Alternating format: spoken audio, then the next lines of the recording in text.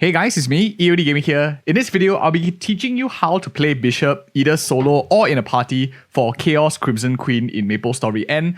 I'm doing this together with the people who are our tier 3 members doing our boss carries. We are doing 2 rotations, so to help the maximum loot as much as they can for the tier 3 members as well. But let's get into it. So very importantly, Bishop has 2 modes, for those of you who don't know.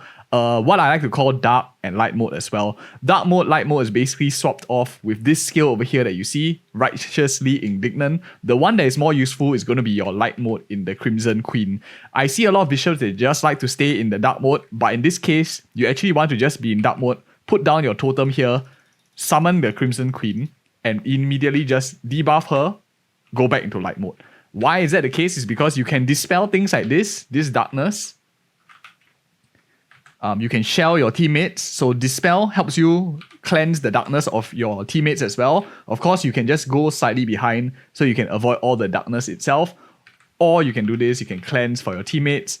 You have a lot of things that you can do. So I'll be going step by step into what exactly Bishop can do in the different phases. For this first phase, it's pretty simple. Generally speaking, you can tank with your teammates. The amount of damage she does with the Fire Blast is, I think, 84,000. So you can stand all together. The next part that I like to do is I always like to stand just in front of her and then prepare to teleport when it's ready. Your body can be dragged to the Crimson Queen's body as well from the back and you won't die. So I'll show you again. So I just blink twice and then I just keep shooting. I get dragged in, I just continue to shoot. So this method is very, very easy to control the boss. She will turn, she will smack you after she puts that down, and then you just teleport twice once you see her bending animation, and you will go directly behind her as well. So if she does it again, I'll show you again. So smack, portal smack, and then she bends down, and then I just blink twice to the back of her as well. You can see I still have my door up, so I didn't take any damage. Now this is the hardest part. I'll be your opponent is the most difficult one because there's this mirror here. You need to rush to the mirror and burst the mirror down. If not, she would heal up, she will kill you, she'll heal up, which is not something that you want as well.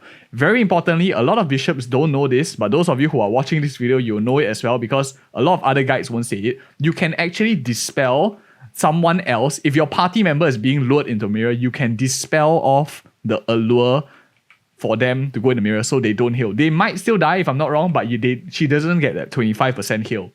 So that is something very, very critical, something important to note as well that a lot of people might not know.